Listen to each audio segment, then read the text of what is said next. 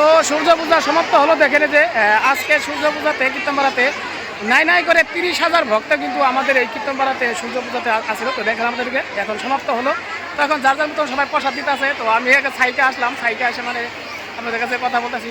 দেখো আমরা সনাতন ধর্মের জন্ম নিছি, আমরা যখন জন্ম নেই তখন কিন্তু হরির নাম নিয়েই আসি, আর যখন আমাদের পৃথিবী থেকে আমরা বিদায় নেই তখনও কিন্তু আমরা হরির নাম নিয়েই কিন্তু যাই।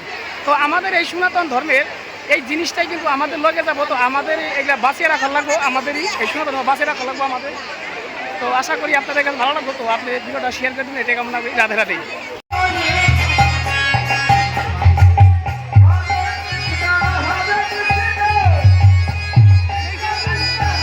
এটা কিন্তু ভিতর সাইড, দেখেন ভিতর সাইডে এত পরিমাণে ভক্ত হয়েছে। তো জায়গা হলে কিন্তু তো বাইর সাইডে আছে, বাইর সাইডটা আপনাদেরকে দেখাও। বাইর সাইডে কিন্তু প্রচুর ভক্ত। তো আমি এই সাইডে খাইছি, এই সাইডে খাইয়ে মানে সম্পূর্ণ জায়গাটা দেখা যাচ্ছে না, এক সাইড গুলো দেখাচ্ছে আপনাদেরকে।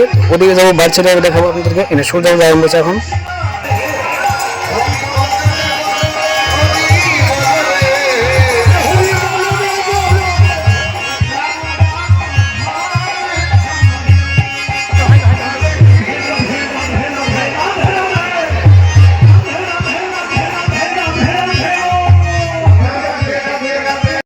এটা কিন্তু বাইট সাইড। তো বাইট সাইডে আসলাম, আইসা দেখেন বাইট সাইড আপনাদের দেখলাম। বাইট সাইডেও দেখেন এত পরিমাণের মানুষ। দেখেন এদিকে দোকানপাট কিন্তু সবই আছে। দুর্গাপূজা যেরকম মেলা হয়, দোকানপাট হয়, তো এরকম কিন্তু আমাদের এখানে কিন্তু মানে দোকানপাট হয়, বিক্রিও হয়। দেখেন হয়তো পুরানো জায়গায় কষ্ট করতেছেন, এইরকম মানুষ কিন্তু ভক্তের আগমন হয়তো আপনারা কোনো জায়গায় দেখেন নাই। কি কথাটা কি ঠিক বললাম? যদি ঠিক বলি তাহলে একটু কমেন্ট করে আপনি জানান কোন জায়গায় নষ্ট করতেছেন, এত ভক্ত কোন জায়গায় হয়েছেন আপনি কমেন্ট করে একটু জানা। কোথা থেকে ভিডিওটা আপনি দেখতেছেন একটু কমেন্ট করে জানান। রাধে রাধে। দেখেন এগুলো সব কিন্তু বাইরে এগুলা।